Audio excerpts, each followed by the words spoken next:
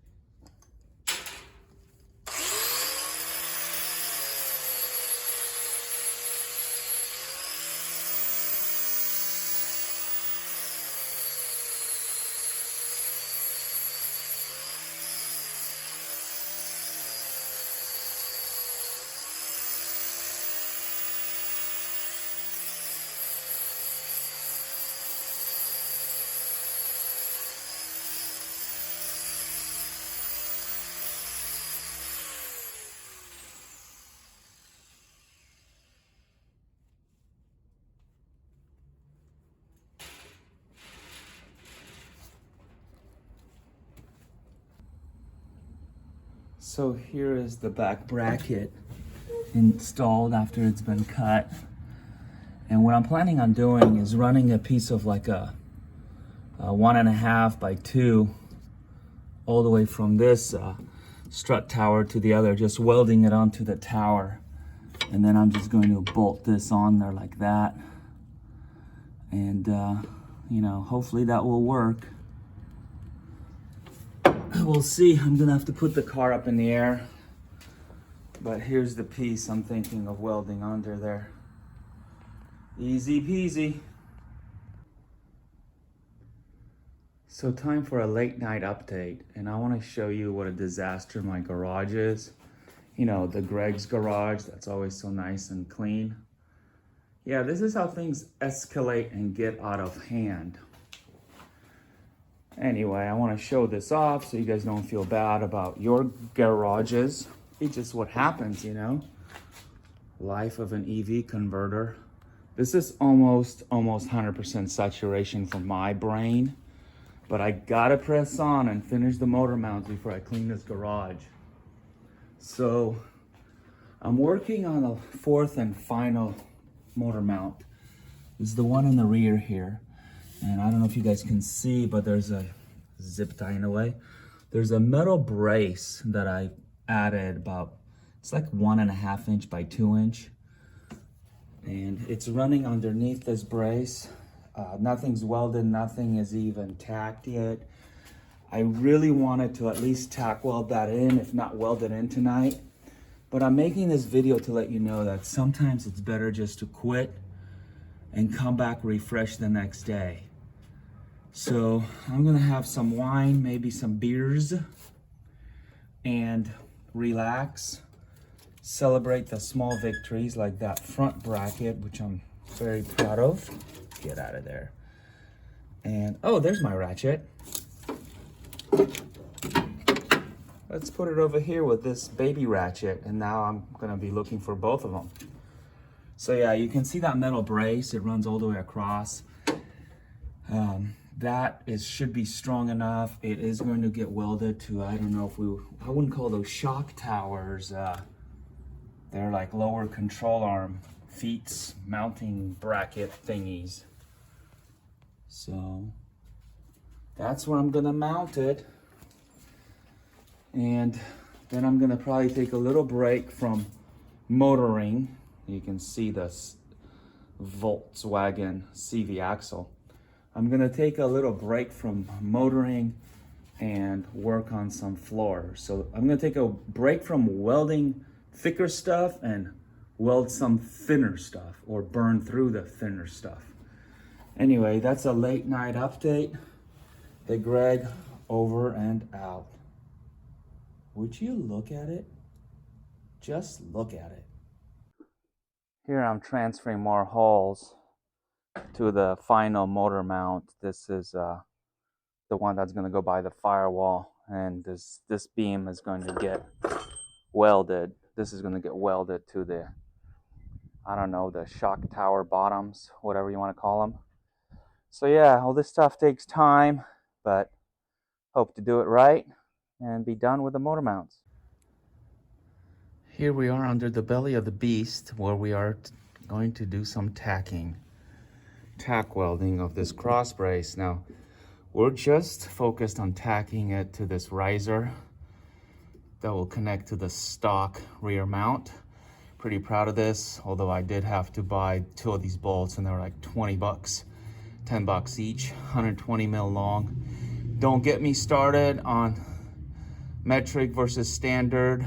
I don't like standard either, but since when are there 3 different types of thread pitches with metric? I thought M12 was M12. Nope. Okay, so it's clamped here because this thing needed a little attitude adjustment. I love how top is upside down, whereas this top is correct. Good enough garage, baby. Good enough garage.